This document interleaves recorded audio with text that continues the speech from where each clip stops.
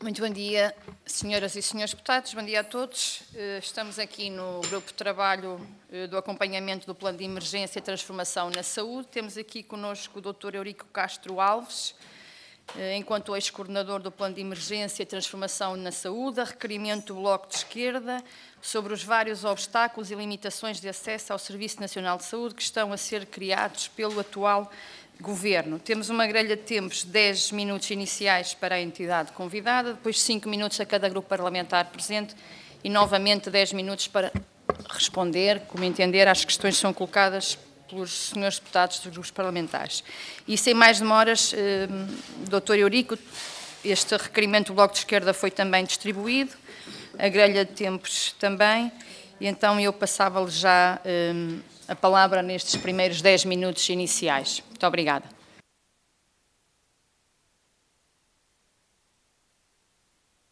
Presidente, eu agradeço o convite para estar aqui. Quero dizer que respeito muito o Parlamento e os seus deputados e é também uma oportunidade de nós podermos prestar os esclarecimentos, às vezes, tão necessários. Eu gostava de dizer, em primeiro lugar, que o meu papel foi técnico, com todo o respeito e admiração que eu tenho por quem faz política e por quem anda na política. Eu fiz um trabalho, desempenhei um papel durante 23 dias e que foi coordenar o grupo de trabalho que elaborou e desenhou e conceptualizou este plano de emergência e transformação da saúde.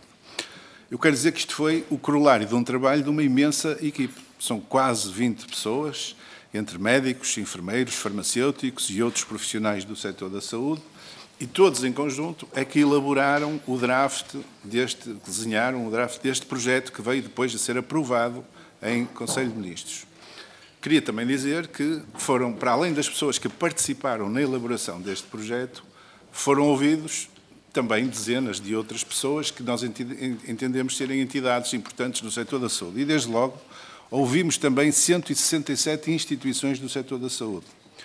E foi num tempo recorde, nós dividimos os membros da organização, da elaboração do plano, mas nesse tempo demoramos cerca de uma semana a ouvir todas as instituições que para nós eram relevantes no setor. E, portanto, foram todos ouvidos, foram incorporadas muitas das sugestões e das participações que estas instituições deram e, portanto, no fim saiu este documento. É importante que se perceba que eu e este enorme grupo de trabalho, com quem tive a honra de funcionar e que foi uma experiência extremamente interessante, foi uma coisa muito técnica, muito objetivada naquilo que era identificar as necessidades do setor neste momento e identificar um conjunto de respostas possíveis a vários níveis. No imediato, e por isso nós tínhamos medidas de aplicação imediata, propusemos medidas de aplicação a médio prazo e outras a longo prazo, que é a tal fase da transformação, que era, a nosso entender, aquilo que devia ser a transformação do sistema para o adequar às necessidades atuais da população em geral. E, portanto, este grupo de trabalho conceptualizou. Nós não estamos no plano da sua execução. Tenho todo o gosto em falar sobre isso, darei apenas a minha opinião, mas, de facto, há quem esteja, neste momento, a fazer e a executar a execução do plano. Da mesma forma que também não estou na Comissão de Acompanhamento, na altura, e como penso que é do domínio público, convidaram-me a participar dessa comissão e entendeu-se que eu poderia ser útil. E lembro que a Comissão de Acompanhamento não é uma comissão de avaliação, não é uma comissão de inspeção, nem muito menos de fiscalização. É de acompanhamento que monitoriza a execução do plano. E entenderam na altura que eu poderia ser útil. Porquê? Porque conhecia muito bem a elaboração do plano, ao pormenor, poderia servir para prestar esclarecimentos, para acrescentar dúvidas, ou resolver dúvidas que surgissem, entretanto, no plano formal, no plano até da forma como foi conceptualizado. Gerou-se algum ruído à volta disso e eu posso-vos dizer que até com algum agrado saí, que eu próprio não estava muito confortável, até por uma questão de tempo pessoal e da minha maneira de estar, porque a partir do momento em que nós executamos o plano e eu saí do mesmo, eu gostava de me ter desligado totalmente. Portanto, fui à primeira reunião da apresentação das pessoas, não fui a mais nenhuma e, portanto, também não estou de forma nenhuma ligado à questão do acompanhamento da execução do plano. Portanto, eu estou aqui para responder qual foi a conceptualização, o que é que pensei. E queria deixar já duas notas muito rápidas, e terminarei, Sra. Presidente, muito rapidamente. Este plano assentou em 3 alicerces fundamentais. O primeiro foi identificar e fazer propostas para a questão do acesso dos cidadãos a cuidados de saúde. O segundo pilar foi a questão da valorização dos profissionais que trabalham no Serviço Nacional de Saúde. E o terceiro pilar foi a defesa e priorizar o Serviço Público de Saúde, o Serviço Nacional de Saúde. Em cima destes três pilares, construiu-se aquele documento que tem 200 e poucas páginas e que é sebejamente conhecido e que tem todos aqueles eixos, pilares, etc, etc. Portanto, Srs. Deputados, eu o que queria aqui deixar é que estou disponível para explicar a minha ideia e daqueles que me acompanharam neste processo no que diz respeito à conceptualização do plano de emergência. Muito obrigada, Dr. Eurico. Eu vou então passar a palavra ao grupo parlamentar do PST, Sr. Deputado Alberto Machado. Faz favor.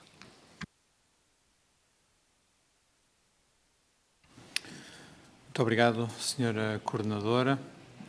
Srs. Deputados, cumprimento o Dr. Eurico Castro Alves.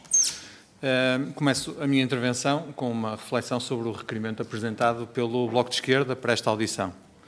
E cito sobre os vários obstáculos e limitações de acesso ao SNS que estão a ser criados pelo atual Governo. É preciso ter lata. Depois de assistirmos a 8 anos de destruição do SNS, dos quais em pelo menos metade o Bloco de Esquerda deu o seu apoio público e parlamentar, é um despudor tentar reescrever a história. Sejamos sérios. Não seria necessário este plano de emergência, não fosse o desinvestimento e as cativações do Governo do Partido Socialista, com a complacência dos partidos da geringonça, nomeadamente do Bloco de Esquerda, subscritor deste requerimento. Face aos recentes acontecimentos da vida interna do Bloco, só podemos interpretar como uma fuga para a frente, uma manobra de distração. Nos últimos 8 anos, o Governo do Partido Socialista degradou o SNS. Já aqui disse por algumas vezes que o Partido Socialista deixou o SNS em estado de coma, ligado às máquinas. Não podemos esquecer esses tempos e temos de tomar medidas para que não voltem a repetir-se. Não se pode andar sempre com o SNS no discurso político e depois nada se fazer para o manter vivo e funcional. Neste grupo de trabalho temos assistido, por parte de alguns grupos parlamentares, à tentativa de misturar aquilo que são os objetivos do plano de emergência com outras questões igualmente importantes, das quais se destacam as carreiras e as remunerações dos profissionais de saúde. A retórica do arco da geringonça não bate certo com a realidade. Se tivessem, ao longo de 8 anos, investido em equipamentos, investido em recursos, investido nas carreiras, investido nas remunerações, se tivessem resolvido os problemas do SNS, não teríamos chegado ao limiar de sobrevivência no Serviço Nacional de Saúde. Não teria sido necessário aos profissionais fazerem greves para se fazerem ouvir, não teria sido necessário ao atual Governo priorizar os acordos com os sindicatos, reforçar o investimento em equipamentos e recursos, nem elaborar este plano de emergência que estamos aqui hoje a falar. Todos nos lembramos das filas de ambulâncias caóticas à porta dos hospitais, que felizmente agora já não existe e que não queremos que voltem a acontecer. Recordemos, pois, que o plano de emergência está assente em 5 eixos. Resposta a tempo e horas, necessário porque o Partido Socialista foi incapaz de garantir os tempos máximos de resposta garantidos, também nas cirurgias oncológicas. Bebés e mães em segurança, eixo necessário porque o Partido Socialista não conseguiu organizar a resposta às grávidas e aos seus bebés, deixando as mães desprotegidas nesta fase tão importante da sua vida. Cuidados urgentes e emergentes, o terceiro eixo, necessário porque o Partido Socialista não foi competente para coordenar as respostas dos cuidados de saúde primários com as urgências hospitalares, deixando à deriva as urgências sobrelotadas e disfuncionais. O quarto eixo, saúde próxima e familiar, necessário porque o Partido Socialista não cumpriu com a sua promessa de dar um médico de família a todos os portugueses. E, por último, a saúde mental, necessário porque o Partido Socialista priorizou a retórica à ação. Por último, relembrar também os mais desatentos que o compromisso do Governo nunca foi o de concretizar o referido plano em 60 dias, mas sim de o apresentar em 60 dias, devendo as medidas nele previstas, consoante o respectivo caráter e urgência, serem atingidas até ao final de 2025. Dr. Eurico Castro Alves. Ao PSD, afigura-se que estes eixos são equilibrados, abrangem, de facto, os grandes objetivos nacionais do setor da saúde, fundamentalmente em torno do acesso dos utentes ao SNS. Pelo que questiono sobre a avaliação que faz da escolha dos referidos 5 eixos e também uma outra questão relativo ao facto de, eventualmente, este plano, como tem vindo a ser veiculado pela esquerda, poder estar a causar constrangimentos ao SNS. E, por último, pedi-lhe que comentasse as declarações do professor Carlos Robalo Cordeiro, coordenador do Grupo de Trabalho de Acompanhamento da Implementação do Plano de Emergência, que cito: "Eu não conheço outro plano com esta dimensão, com esta ambição e abrangência existente em anteriores legislaturas com diversos governos." Outra citação: "A verdade é que se chegou ao fim do ano de 2024 com um número muito menos significativo de doentes acima do tempo máximo de resposta garantida." Última citação: "Permitiu também retirar mais de 30% de grávidas dos serviços de urgência." Para já era só. Muito obrigado. Muito obrigada, Sr. Deputado. Vou passar a palavra ao Grupo Parlamentar do Partido Socialista, a Sra. Deputada Sofia Andrade. Muito obrigada, Sra. Presidente, senhoras e senhores deputados. Em nome do Partido Socialista, quero saudar a vinda do Dr. Eurico Castro Alves a esta comissão. Em julho passado já tivemos a oportunidade de receber Vossa Excelência e à data como coordenador do plano de emergência. E confesso que o Sr. Deputado do PSD, se calhar não mudou a intervenção que fez quando o recebemos em julho passado, porque continua neste discurso fantasioso, feito com profunda arte e engenho, mas desfasado da realidade. E, aliás, nem sequer fez uma atualização das medidas e da concretização, ou não, das medidas que foram apresentadas. Mas, enfim, na ocasião passada já pudemos antecipar aquilo que agora vamos afirmando com certeza e com factos. Ou seja, este plano de emergência para a saúde falhou. E não faço esta declaração de ânimo leve. Aliás, quero mesmo realçar que o Partido Socialista não está contra as medidas do plano de emergência e transformação para a saúde só porque elas têm a assinatura do Governo da AD. Nós estamos contra as medidas do plano de emergência porque estas medidas maioritariamente são erradas, são más medidas. São medidas que falham ao SNS e falham aos seus profissionais. Falham aos profissionais na medida em que deixa de fora toda e qualquer referência aos profissionais que todos os dias dão o melhor de si para assegurarem o SNS e falha ao SNS porque este plano está desenhado para aumentar e valorizar o recurso ao setor privado em prejuízo do Serviço Nacional de Saúde. Aliás, um sonho antigo da direita, privatizar o SNS. Mas vamos ao plano de emergência, coisa que o PSD aqui não fez. Vamos falar disto, porque é para isso que o Dr. Eurico Castro Alves cá está e contamos com toda a sua experiência profissional para que nos possa aqui tirar algumas considerações. De um modo global, o plano que nos foi apresentado tinha medidas distribuídas em 3 campos. As medidas urgentes, a serem concluídas em 3 meses e que 6 ficaram por cumprir, medidas prioritárias que teriam resultados até ao final de 24 e 60% ficaram por cumprir, ou seja, nem as medidas urgentes nem as prioritárias, e depois, lá está, as medidas estruturantes com um planeamento a médio e longo prazo. Já aqui ouvimos também o Sr. Coordenador do Grupo de Trabalho de Acompanhamento e Seguimento da Implementação destas medidas, o Dr. Carlos Robalo Cordeiro, que fez um primeiro relatório. Deste relatório que foi produzido por esta entidade, resulta claro, por um lado, a opacidade e a falta de transparência que suportavam este plano e, por outro lado, a ineficácia das medidas. E quando eu falo da falta de transparência, é pelo facto de, neste relatório, por diversas vezes encontramos frases como não dispomos de informação numérica acerca desta medida, ou não existe informação que permita avaliar o grau de execução desta medida, ou os dados apresentados não são suficientes. Portanto, o que lhe pergunto é o que entende que falhou ou que continua a falhar. Se as medidas que teria delineado, ou que teria pensado, porque é que elas não estão a conferir resultados positivos, ou se não são passíveis de serem medidas, ou se é a avaliação que está a ser feita eventualmente por este grupo de trabalho que não está a ser a mais precisa ou a mais adequada. Gostaria ainda também de lhe falar de algumas medidas em particular. Vamos ao programa OncoStop, que visava precisamente regular ou diminuir as listas de espera dos doentes oncológicos. O problema é que, desde a primeira hora, o Governo andou aqui a embrulhar estes números. Todos nós nos recordamos de vermos depois o Governo a vir assumir o erro na divulgação dos números.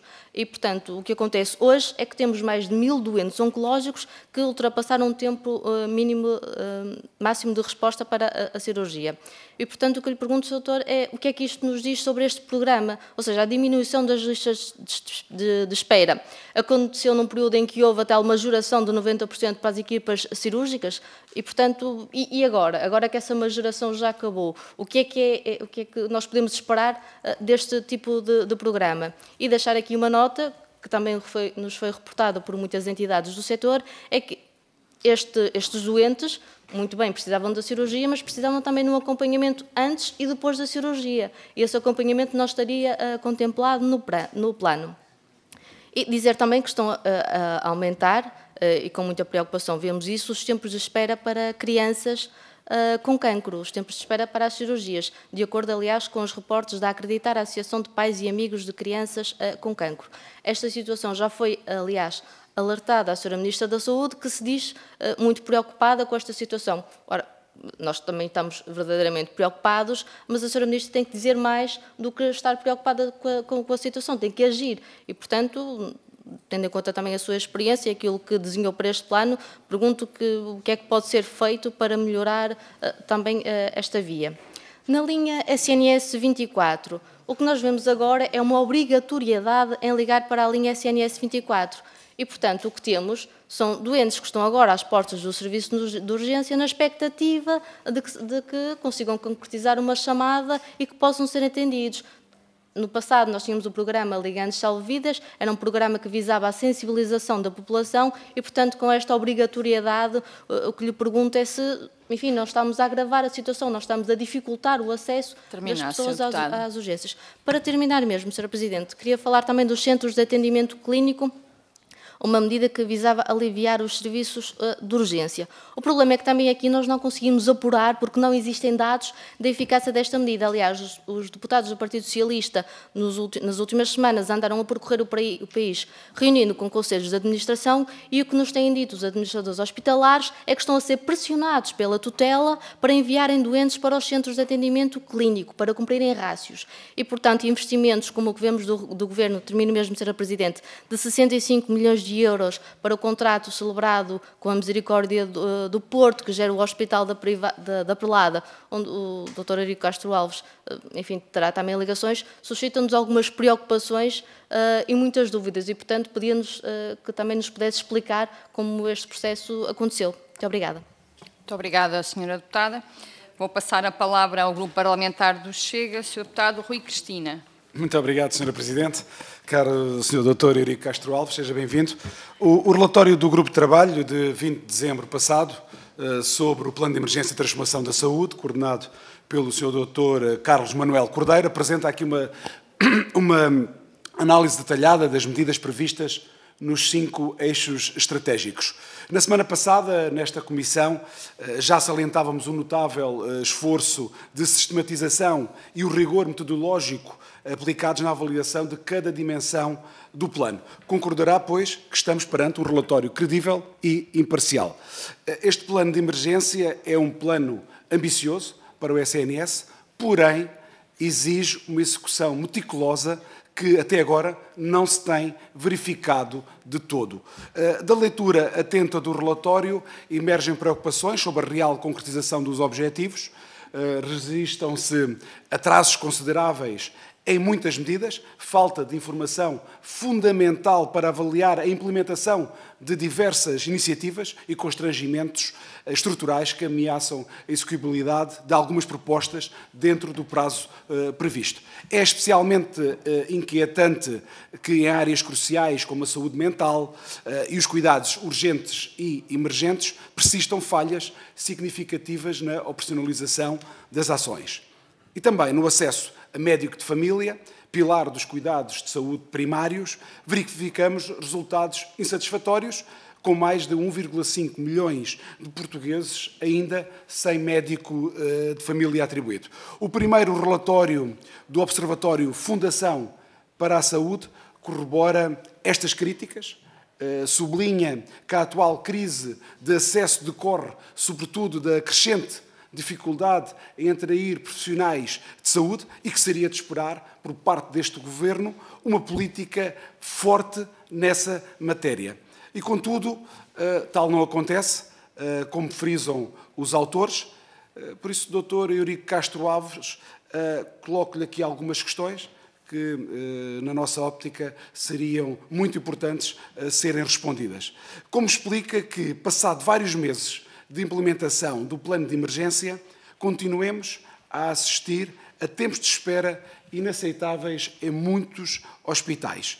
Ainda ontem, ainda hoje de manhã nas notícias, no Amadora Sintra, dava-se nota que doentes urgentes esperavam mais de 30 horas. O doutor Carlos Robalo Cordeiro, coordenador do Grupo de Trabalho de Acompanhamento do Plano, afirmou que há medidas que claramente consideramos que não são execuíveis. Partilha desta opinião, Sr. Doutor?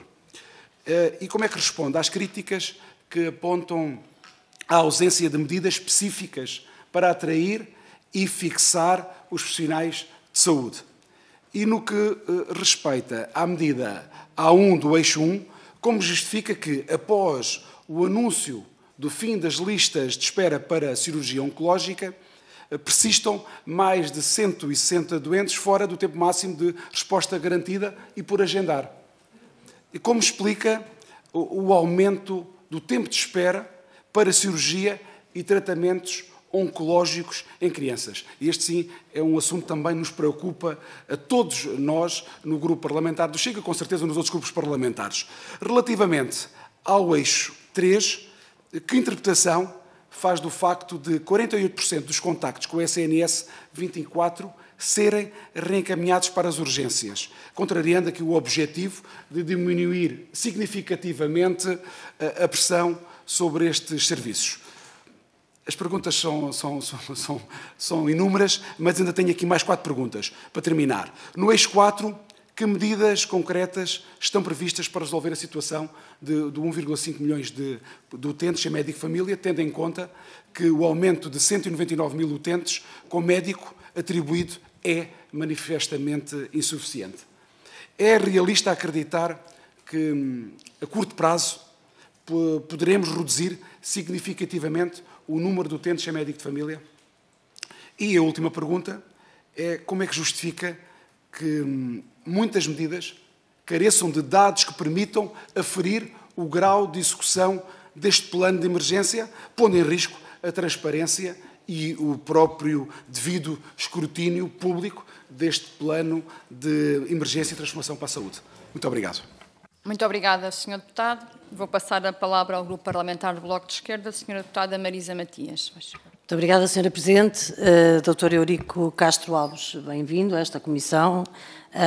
Agradecemos a sua presença e, começando pelo início, a razão pela qual requeremos é muito evidente. O Dr. Eurico Castro Alves tem um papel determinante ao longo de todo o processo, já lá iremos, desde a definição dos termos até à aplicação deste plano de emergência. E, de facto, entendemos, e parece-nos muito evidente, que este plano de emergência, mais do que procurar trazer soluções, o que tem estado a fazer é criar obstáculos ao Serviço Nacional de Saúde. Obstáculos em vários domínios. Não basta apenas referir o que tem sido o caos e que temos todos acompanhado, o caos nas urgências, a forma como se procuram criar barreiras no acesso às urgências, por exemplo, exigindo telefonema prévio, mesmo que esse telefone esteja à porta das urgências.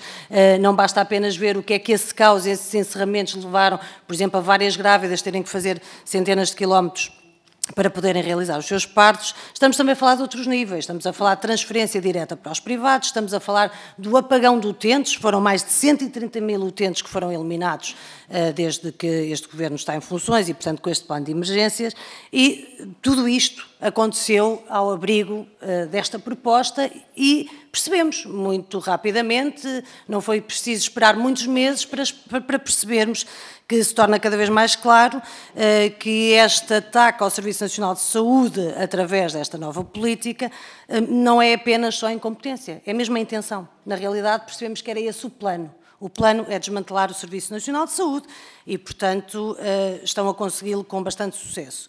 Mas deixe-me referir, Dr. Eurico Castro Alves, àquilo que foi a sua intervenção inicial, porque, Sr.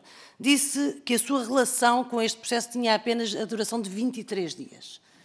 Não acredita o Sr. disto, nem acreditamos nenhum de nós. Obviamente, a sua relação, quer com o plano de emergência, quer com o que veio daí para a frente, ocupa muito mais do que 23 dias. Disse ainda, e procurou aqui desmontar, qualquer relação entre a coordenação do plano e a comissão de acompanhamento, dizendo que não tem nada a ver, que não há nenhum tipo de conflito de interesse e, portanto, são relações. Fez questão de dizer que não era avaliação, fez questão de dizer que não era fiscalização. Peço desculpa, Sr. Doutor, mas houve centenas de médicos que discordaram dessa sua avaliação e não é por acaso que tivemos uma carta em que esses grupos de médicos pediram à direção da Ordem para pôr fim à acumulação lamentável de funções, e a expressão não é minha, é desses mesmos médicos. Mas essa relação, nos vários domínios, não tem apenas a ver com a Comissão de Acompanhamento e com a coordenação do Plano de Saúde. O Dr. Eurico Castro Alves desempenhou funções como Presidente da Secção Regional do Norte da Ordem dos Médicos, como Coordenador do Plano de Emergência, integrando a Comissão de Acompanhamento, já para não falar outros cargos. Por exemplo, está nos órgãos sociais da Misericórdia do Porto, que explora o Hospital da Perlada e também no contexto deste Plano de Emergência, por orientação desse Plano de Emergência, o Governo entregou 65 milhões de euros ao Hospital da Perlada. E, portanto, há aqui, de facto, várias incidências e várias relações que não nos deixam de nenhuma forma descansadas em relação à ausência de conflitos de interesses. E à forma como esses conflitos de interesses minam, de facto, o Serviço Nacional de Saúde e estão a contribuir para que o Serviço Nacional de Saúde seja enfraquecido. E, portanto, Dr. Eurico Castro Alves, nós sabemos que há, de facto, uma rede instalada e muito em torno da Ordem dos Médicos do Norte, e sabemos bem dos relatos que têm existido, da forma como têm sido colocados peões, da forma como se têm beneficiado entidades, tudo isso, se quiser usar esta oportunidade para esclarecer o que tem vindo a público, seria também uma boa oportunidade. Mas também sabemos como é que se posicionou no passado em relação a estas questões e como se está a posicionar agora. Quando foi nomeado Secretário de Estado, por muito pouco tempo, mas quando foi nomeado Secretário de Estado da Saúde, num anterior governo da direita, o Sr. Doutor disse que tinha ficado com o melhor dos dois mundos, porque tinha tido o título, que ia para o seu currículo, mas não teve nenhum dos problemas associados. Ora, agora parece que é exatamente o contrário, mas que quer na mesma desenvolver este conceito do melhor dos dois mundos. Funciona como sendo Ministro Sombra, e, portanto, há vários peões em várias posições. O Sr. Doutor tem uma influência determinante da definição do que é política de saúde neste momento por este Governo, mas acaba por não receber nenhuma das críticas públicas porque não dá a cara. Há relações e, portanto, se quiser explicar-nos sobre essas relações e esses conflitos de interesses, também teríamos muito interesse, porque, volto a dizer, percebe-se que o plano era mesmo este e não é apenas uma questão de incompetência, era mesmo desmantelar o Serviço Nacional de Saúde. Muito obrigada, Sra. Deputada. Vou passar a palavra ao Grupo Parlamentar do LIVRE, Sr. Deputado Paulo Moacho. Muito obrigado, Sra. Presidente. Senhoras e senhores deputados, muito bom dia. Cumprimento também o Dr. Eurico Castro Alves. Nós estamos num momento que é de grande preocupação com o futuro do SNS. Este plano de emergência e transformação da saúde foi apresentado pelo Governo e foi anunciado como um plano que iria resolver os problemas do SNS e da saúde em Portugal, mas a verdade é que ele tem sido alvo de bastantes críticas, o que nos leva também a questionar não só a sua eficácia, como também a sua verdadeira intenção. E há preocupações de que, sobre este pretexto de melhorar o acesso aos cuidados de saúde, se esteja efetivamente a abrir o caminho para a privatização encoberta do sistema de saúde português. Nós partilhamos destas preocupações, aliás, ainda recentemente o relatório SNS em Foco, publicado pelo Observatório da Fundação para a Saúde, também tinha críticas nesta matéria, relativamente à falta de fundamentação estratégica e transparência nos recursos necessários para o próprio programa, na ausência de medidas concretas para reter profissionais no SNS, na promoção de soluções privadas em detrimento do serviço público e, portanto, em primeiro lugar, aquilo que lhe queria perguntar tem a ver precisamente com este relatório que descrevia este programa de emergência e transformação como de má qualidade e sem fundamentação estratégica clara. Como é que responde a estas críticas? Qual é a sua visão sobre esta matéria. A verdade é que este plano ele foi aumentando o seu escopo. Ele, quando surge, o Governo, no fundo, apresenta e diz que em 60 dias irá apresentar um plano de emergência para a saúde, portanto, as medidas mais urgentes. Quando ele surge finalmente, já é um plano de emergência e transformação da saúde. Por um lado, o Dr. Eurico Castro Alves também nos disse que o seu envolvimento na elaboração foi durante 23 dias, pelo menos penso que foi isso que tinha referido. Parece-nos que um plano de transformação estrutural da saúde em Portugal em tão pouco tempo talvez seja algo excessivamente ambicioso, mas a verdade é que de um foco exclusivamente no SNS, este plano acabou por ter um foco maior para abranger o próprio sistema de saúde e, portanto, isso também representa uma alteração estratégica do âmbito do plano, de como foi anunciado e depois como foi apresentado, e representa também, é preciso dizê-lo, uma visão política. Não é só uma questão técnica que está aqui associada, há também visões políticas que estão subjacentes e que são diferentes consoante os partidos. Há também as críticas que já referi, uma vez que um dos principais problemas que de forma unânime são identificados tem a ver com a capacidade de retenção de profissionais de saúde no SNS, e a verdade é que o plano é totalmente omisso nessa matéria. E, portanto, também gostaria de perguntar relativamente à avaliação da execução do plano. O plano tem estado em execução e, segundo o próprio site que foi lançado no portal do SNS, é-nos dito que 56% das medidas já estão concluídas, 43% estão em curso. A verdade é que nós genuinamente temos visto muito pouco a mudar, pelo contrário, as notícias que vão saindo são progressivamente mais preocupantes, tanto quando falamos do acesso às urgências, quando falamos das questões que também já foram referidas por outros grupos parlamentares, dos tempos de espera para aceder às cirurgias. Todos estes indicadores, aquilo que vamos tendo, estão a piorar. Portanto, gostaria de lhe perguntar, relativamente à avaliação que faz, às vezes só depois de implementar no terreno é que se pode perceber. Isso foi um plano para transformar, feito em tão pouco tempo, pode ter carecido, se calhar, de alguma reflexão. Por outro lado, também um dos pilares que nos referiu tinha a ver com a questão do acesso efetivo à saúde. A verdade é que aquilo que nós temos visto por parte do Governo e dos partidos que suportam o Governo vai em contraponto a esta ideia. Desde a questão da eliminação dos utentes das listas de espera, também já foi aqui referida, cerca de 130 mil. É verdade que é uma questão que já acontecia também no Governo anterior, mas agora está a acontecer, parece que mais afincadamente.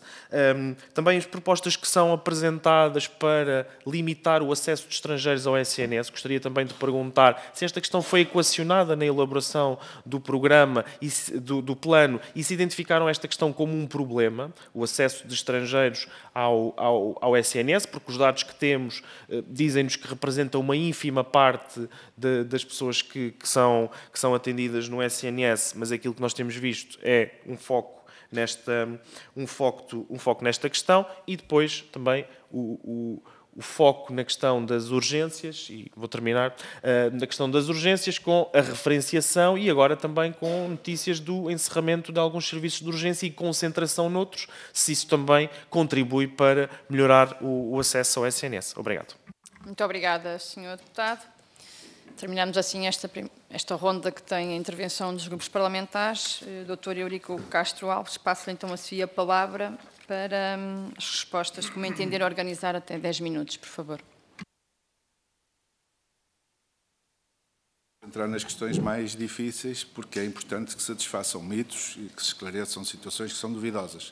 Mas quero agradecer a todos os seus deputados as perguntas que colocaram e vou tentar também organizar o mais possível as ideias, porque eu precisava de longos 10 minutos para poder responder a tudo com a devida eficiência. Mas queria começar por responder por ordem das questões que foram colocadas pelos partidos, que de facto este projeto de trabalho, este plano, foi feito com extrema ambição.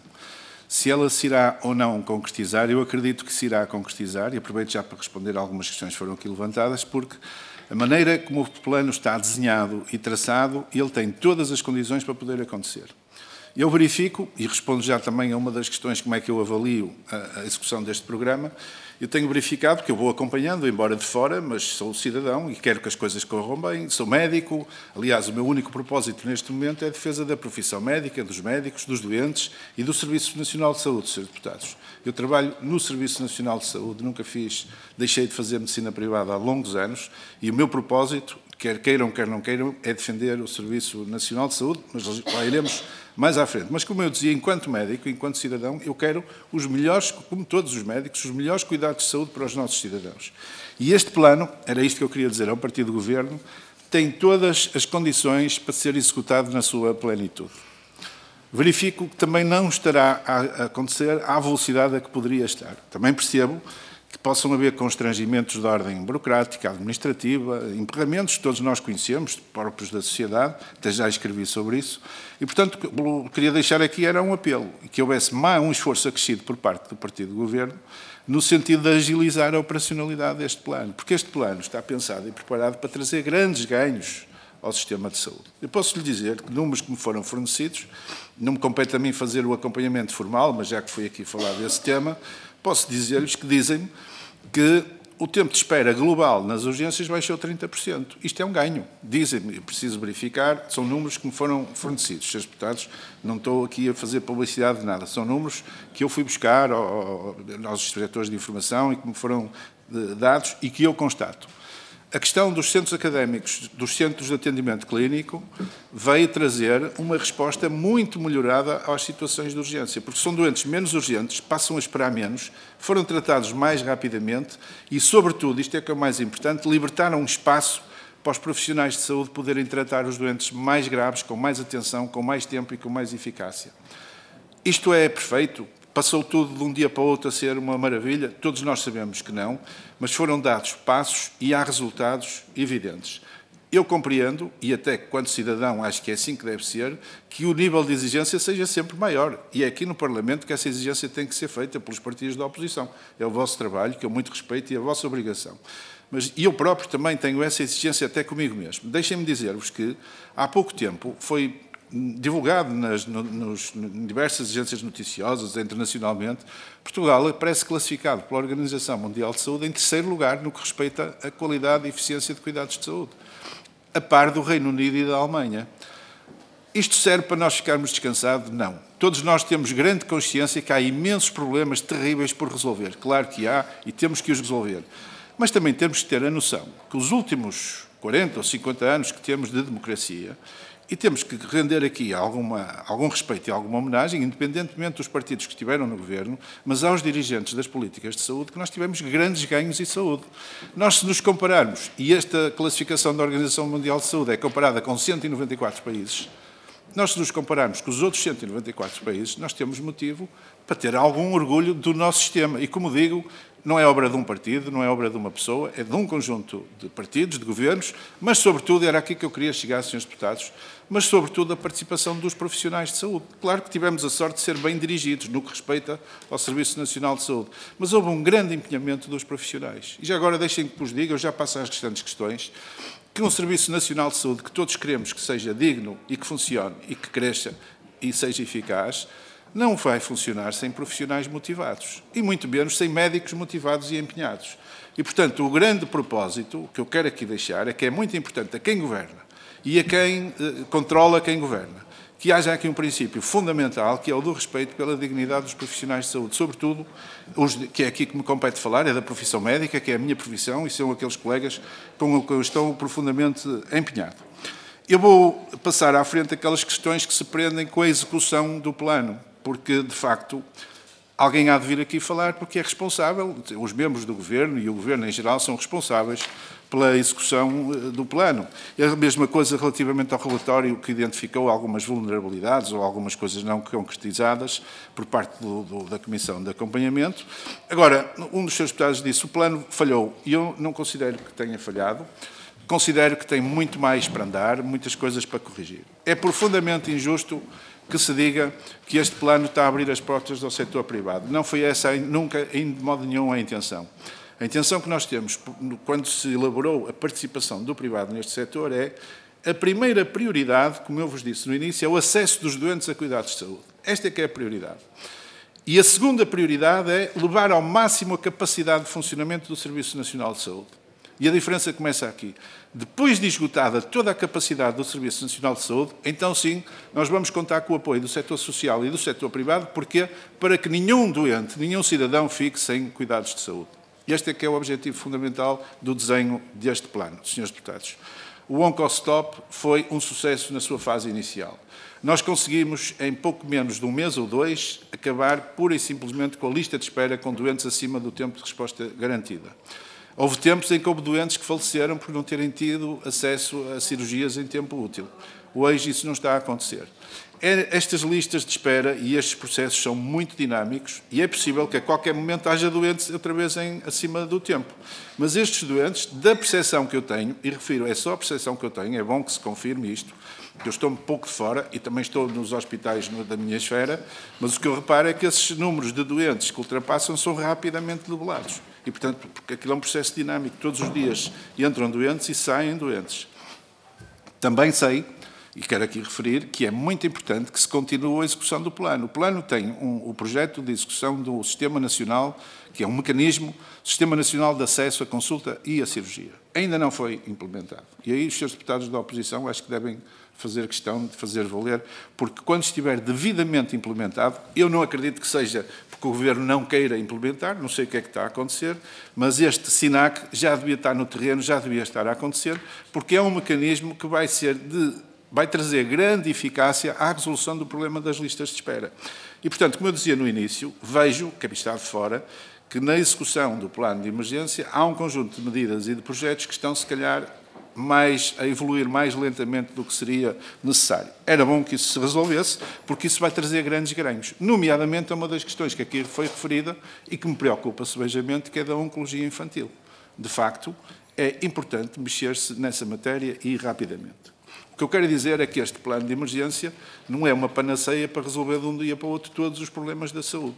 E já agora, eu acho que os senhores têm consciência disso, problemas da saúde vão haver sempre. Por mais dinheiro que se meta no sistema, por mais reformas que se façam, o sistema de saúde é extremamente exigente, porque nós temos também uma ambição extremamente exigente, que é que nenhum português fique sem cuidados de saúde. E já agora, aproveito para responder a uma das questões que um dos seus deputados colocou, que é relativamente às pessoas estrangeiras, aos doentes estrangeiros.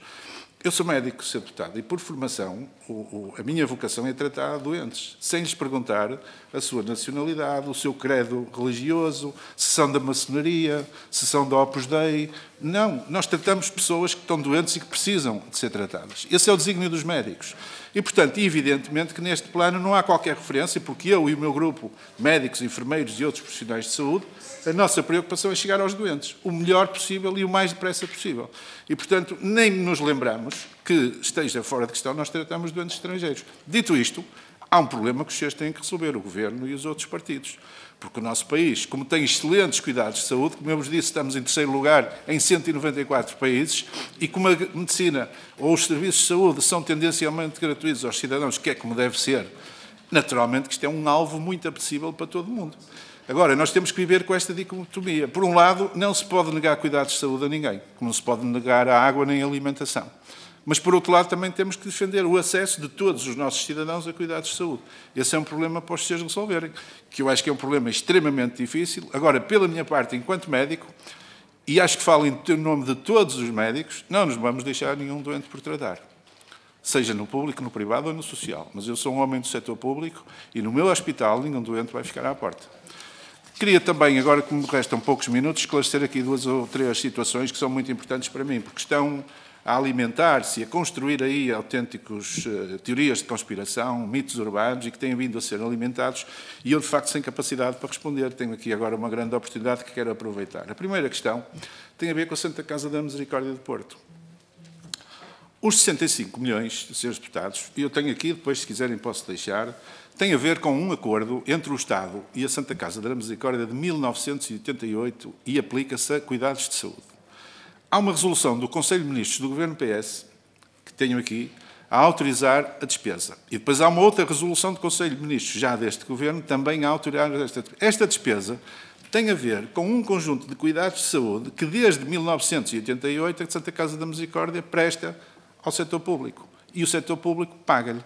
E estes 65 milhões são dívida ao abrigo deste acordo que estaria por pagar à Santa Casa da Misericórdia. Estão aqui os documentos e são públicos, senhores deputados, poderão consultá-los. Relativamente à minha participação, portanto, quero eu dizer que estes 65 milhões estão muito bem explicados e não têm a ver com o Centro Clínico de Atendimento Clínico.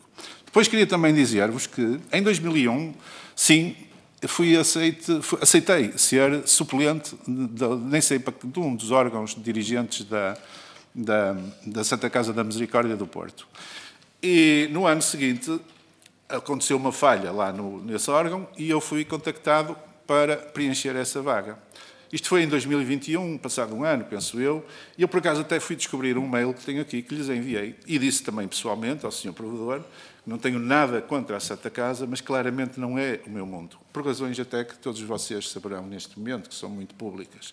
E, portanto, o que eu lhes disse é que não tinha qualquer disponibilidade para integrar qualquer órgão da Santa Casa da Misericórdia do Porto. Está aqui o e-mail, que eu deixarei com todo gosto à Sra. Presidente, se os seus deputados o entenderem. Mas o que eu vos quero dizer, e peço-me que acreditem, porque isto é um lugar, para mim, sagrado. Portanto, o que eu digo aqui é o que é. Nunca fui a uma única reunião da Santa Casa da Misericórdia do Porto, nem à Assembleia Geral fui, e eu sou o sócio. Nunca integrei nenhum órgão e sempre disse que não estava disponível a partir de 2021 para integrar qualquer órgão. Nem sei onde é que eles reúnem, nem sei onde são as reuniões. E mais, nem sei quem é que foi para lá substituir-me quando eu não conheço. Eu não tenho contactos. E se tivesse, também o diria, e também o diria com toda a frontalidade, senhores deputados, que eu sei ser isento e sei ser independente. Eu sei o que é ser médico e o que é ser dirigente da Ordem dos Médicos e ser outras coisas. Já agora aproveito para responder uma outra questão. Há dezenas de colegas meus que foram dirigentes da Ordem dos Médicos que integraram diversas comissões, igual a esta, a comissão que criou o plano de emergência, para trabalhar para o Governo. E não tem mal nenhum. Curiosamente, alguns dos colegas que assinaram esse documento fizeram parte, enquanto dirigentes da Ordem, fizeram parte também de grupos de trabalho para fazer coisas para o Governo. Curiosamente. Agora, deixem-me dizer-lhes uma coisa, Srs. Deputados. Como eu vos disse há pouco, os médicos são fundamentais numa sociedade, não só para fazer o seu trabalho, que é tratar os doentes, mas são fundamentais pela formação e experiência de vida que têm. Eu, quando fui eleito, eu e os meus colegas, pedimos uma reunião a todos os partidos, e àqueles que nos quiseram receber, o Partido Socialista foi um deles, o Partido Social Democrata foi outro, os que nos quiseram receber, nós fomos lá dizer, isto foi antes das eleições legislativas, ponham médicos nas vossas listas de deputados, ponham médicos no sistema, porque os médicos têm uma experiência de vida especial. Além da sua formação e da sua experiência de vida, ligam com doentes, com as desgraças, com os anseios, com as dificuldades das pessoas, têm uma experiência de vida que pode ser muito útil no plano da decisão política.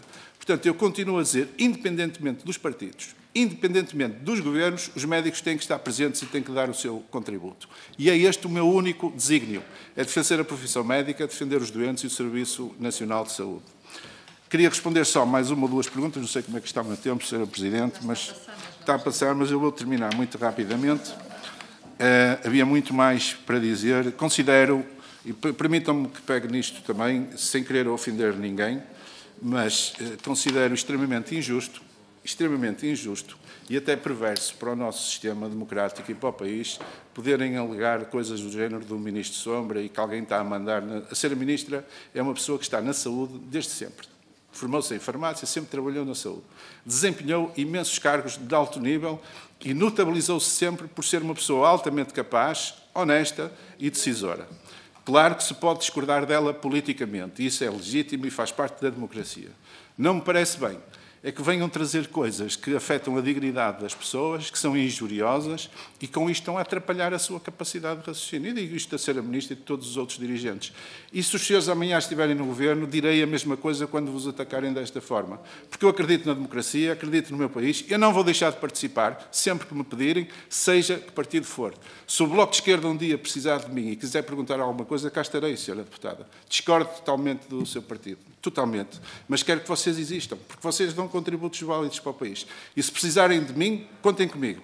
Vocês têm lá médicos, alguns que eu conheço, são pessoas muito inteligentes, bem informadas, contem com os médicos. Se calhar não cometem tantos erros como todos nós cometemos, todos os partidos cometem, mas ouçam mais os médicos. Portanto, meus amigos, não estou a fazer a apologia do que os médicos é que têm que mandar no sistema todo, nem têm que ser ministros de sombra, mas estou a fazer a apologia de que o país tem que contar com a participação dos médicos. E já agora, para terminar, os médicos têm sido injustamente tratados nos últimos 20, 30 anos, por todos os governos que estiveram no partido, por todos os partidos que estiveram no governo.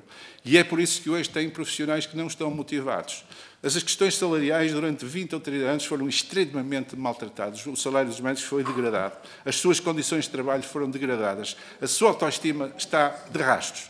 Compete agora aos senhores começarem a tratar devidamente a profissão médica, porque é com ela, e só com ela, que vocês vão conseguir ter um sistema de saúde e, já agora, Srs. Deputados, um Serviço Nacional de Saúde público ao serviço do nosso país. Muito obrigado. Peço desculpa, não consigo dizer tudo o que queria, mas fica para uma outra oportunidade.